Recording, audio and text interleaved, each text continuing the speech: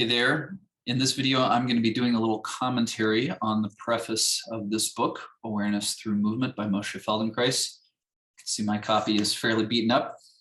I already made a couple of videos where I actually read the preface. So just for the length of it, I broke it into two parts. So for the specifics of what he says, you can go and listen to those, or you can, I definitely recommend that you just get yourself a copy of Awareness Through Movement. This is probably Feldenkrais's most accessible book. And again, the reason that I'm doing this whole series is I thought it'd be important to get out into the world a little bit more of a broader sense of what the Feldenkrais method is all about. It is a movement practice, and it will improve your movement. It will help you breathe better. It will help you reduce stress. If you have neurological difficulties, it can help you. If you are a high-level athlete trying to take it to even the next level, it can help you. But the Feldenkrais method is not merely about movement. It is very much an integrated system for human development as a general thing. So that's what I wanted to underline in this series. And again, you can read the specifics, or you can listen to me read the specifics in those first two videos. But what I want to say about the preface, it is worth reading again the first line, because it's really the central idea in the entire Feldenkrais method. So he says, we act in accordance with our self-image. This self-image, which in turn governs our every act, is conditioned in varying degrees by three factors: heritage, education, and self-education. So the self-image is the key idea, and having a self-image and then our capacity to change our self-image is really at the heart of what Feldenkrais teaches us in order to live a better life. And these three factors, heritage, education, and self-education, as he's going to lay out in the preface, it's really self-education, that which we do to learn on our own outside of any given institutional structures. He says that is the most important area where we can really make a difference, because education, there's a lot that it teaches us that's valuable, but it's also kind of society's way of making us all the same in many ways. This isn't precisely his wording, but we could say, I think safely today, that a lot of what education is about is preparing you for the job market, which is very different than making you into a completely kind of integrated human being that has all of his or her capacities. But the self-image, that is really the central idea. And in fact, after the preface, the next chapter is called the self-image. So I'm going to eventually get to that and read that and do commentaries there as well. So I'm not going to try to go deeply into it, but the self-image, as it sounds like, it's the concept that you have about yourself. If you just close your eyes and think of yourself, what you come up with, that's the self-image. Now there's many different aspects to it. In one sense, it's your body image, but it's also your sense of your life narrative, what kind of a person you think you are. And of course, the way you act is based on your understanding of how your body works, but also what kind of a person you are and what kind of life story you're living out. So that can be a place where we have a lot of limitations. And that can be both because the image is simply incomplete. Let's say we just haven't really used ourselves in such a way that we discover all our capacities. That's certainly true for probably most modern humans who live a much more sedentary life than our ancestors did. But also it could be because things happen to us along the way that distorted our image. And again, I'm not going to go through every point, but I think that what Feldenkrais talks about in this first, in the preface of this book, which is really important to take on, is that the self-image is created within society, right? And society organizes, right, us as a population into having some kind of structure. There's plenty of things to say about what's good about society, but as Feldenkrais underlines, for the individual, there is a certain inherent conflict between kind of being myself, being who I want to be, versus fulfilling society's dictates. And when you get into practicing the Feldenkrais method, this is just jumping ahead a little bit, but I want to bring this in to kind of underline why I think it's so important that Feldenkrais starts the book with this issue. One of the things that you're going to be doing again and again is looking at what is my self-image. And if you're doing a Feldenkrais lesson, an awareness through movement lesson, as it's called, same phrase is used for the title of the book, you might be investigating a particular movement, something related to walking, or one of the lessons in the book is about standing up from a chair, right? That's an everyday activity, but it's because it's an everyday activity, because we do it over and over again, the efficiency that we do that movement with, it really makes a difference, the efficiency or the lack of efficiency. And when there is something lacking in Feldenkrais's way of understanding and teaching and working, there's something lacking in the image. So if I have difficulty standing up from a chair in an efficient way, if I have to kind of grunt and, sitting back down in the chair, maybe I kind of plop down in the chair. And there's a way that when I do that again and again, I'm actually generating shocks through my spine. I'm creating discomfort in my body just by the way I do this simple activity. Well, what Feldenkrais would say is you don't have a clear image of that action. In other words, you don't have a clear sense of where your body is in space. You don't have a clear sense of how the joints need to coordinate in order to do the action. But how did that distortion take place? So this is getting back to the question of the individual and society.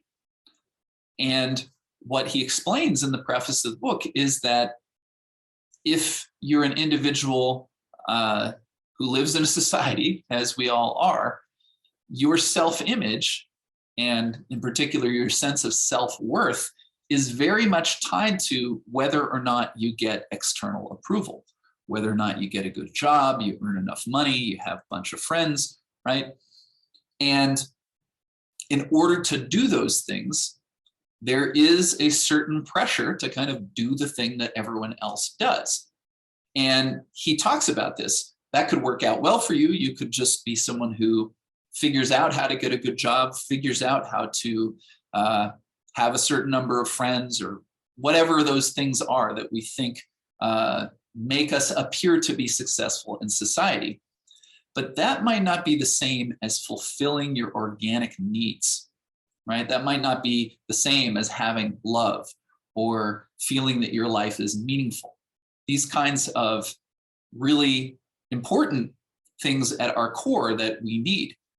But the trick is, he talks about we can also fool ourselves into thinking that having these external things that make me appear successful in the eyes of society, that is happiness. And of course, many people are familiar with the idea of something like a midlife crisis, or just some other situation where someone discovers that maybe being rich or famous or powerful, it doesn't lead to happiness. It looks like it's going to, and then there's an emptiness. So he talks about that as living your life behind a mask. And if you listen to me read in those videos, the whole section where he's talking about living a mask life, of course, in today's context, it's quite striking to hear how he talks about that. But he's talking about a way of presenting ourselves to the world, having a particular mask that shows a certain thing that we think people want to see. And to do that, unfortunately, what we're also doing is we're suppressing something internally. So if I can be polite and cheerful, but I don't feel that way inside, there's an internal conflict. And there's something that's conflicting in the self-image, right? I am feeling one thing inside, I am projecting something different on the outside, and this is causing me to have various problems. And they could show up when I try to stand up from a chair, right? So this is, it's, as I said, the Feldenkrais method is a movement practice. And later in this book, he's going to actually go through, he's going to provide 12 different awareness through movement lessons, which are very much physical practices. But he's setting the stage by talking about how do we relate to ourselves? How do we relate to the world? And, you know, one of the things that can happen along the way, he talks about at different points in this book and in other books, is how we develop as children and some of the different distortions that can go on in the family. A common situation is that parents get excited about their child learning to walk. And sometimes they're sort of pushing the child to walk a little sooner than that child really could. They put them in these little, you know, walkers, or they kind of hold them up and get them to walk around. And the child might get the message that, oh, I get this emotional reaction from my parents, I get this attention, and so they're trying to fulfill it. But really, their bones aren't quite ready yet. They're not actually at that stage if they'd been left alone. And so some people may seem to walk more quickly or talk more quickly, and this can happen with the encouragement of the parents, but it can actually be causing problems in their physical structure because they've been hurried along a little sooner than they were ready to do. And that can be an example of a kind of an individual, let's say, problem. Let's say that happened to me, and that's part of the forming of my self-image. But then there's also what happened to me in terms of my relationship to society, and that has kind of been baked into the mix of how I understand myself as well.